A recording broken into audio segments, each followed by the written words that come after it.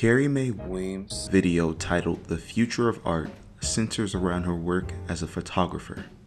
The video excerpts commonly depict documentaries that address the inspirations for Weems' work in the 60s and 70s. In this video, Carrie explains that art today is in a unique position because of the ability of all artists to open the floodgates for expression, so that there is a better grasp on the direction of the socio-economic and political state of the world by artists. This piece is extremely important in the context of the other three juxtaposed pieces because of their explicit use of African ideals to snapshot the realities of our world. These pieces affirm African spirituality by commanding the existence of self, irregardless of time, space, and political normativity. This effectively disrupts the established ideals of the current rule of religion, science, and law by shifting ideas of power from other to self. Lena Iris Victor, in her piece, Constellation 1, part of her "Now is the Time for Me to Mine My Own Gold" section of her photo documentary, centralizes the black woman in the middle of the painting in front of seemingly a wall depicting stars, shapes, spirals, and other geometric patterns. Victor makes a conscious effort to depict the woman in the figure to be colored in the same black as the wall behind her, a nod to blackness, while also adorning her with the same gold leaf and patterns of the wall. By the aesthetic nature of such visual effect, the woman seems to be part of the scene depicted on the wall. The halo figure above the black woman's head and the seam of stars, swirl-like patterns that look like galaxies, paint the picture of the piece depicting outer space. Centering the woman in the piece, adorned by stars, centers her beauty as a work of art that unifies the black woman with the idea of creation, merging her with the concept of a constellation. This concept of creation uses the position of the black woman as one of empowerment that claims a prominence with black women's existence, an obvious contradiction to the use of the white male figure as the dominant figure of discipline, peace, and patronage within the dominant standard of Christendom.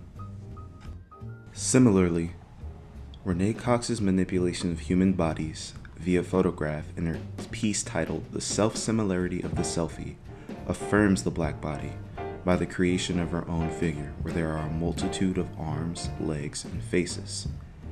This seems to be done to display this life of work to be more than just a self-depiction like a selfie.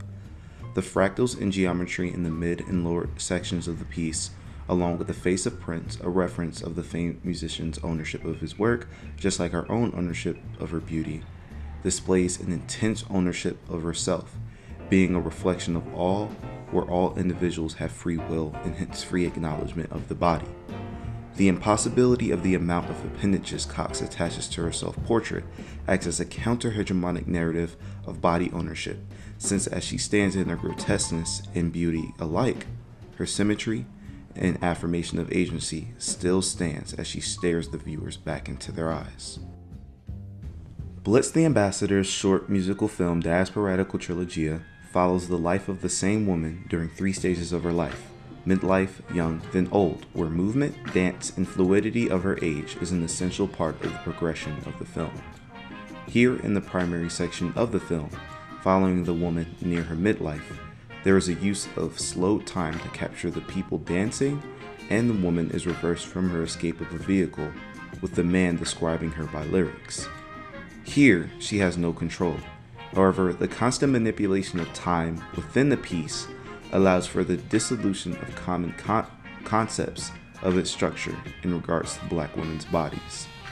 The use of reverse time and slowed time does the work of stressing the control the woman has in her life, like in her midlife section, where she has the power to reverse herself back into the car and slow the time down to allow for her enjoyment within the club. Most of the instances of inexplicable time control comes in the times of her most enjoyment and embracement of life, which acts intuitively counter-hegemonic to the dominant structures of time in the matrix of life to be spent working without enjoyment until death. As a young woman, she dances with Ogun, and there time is slowed.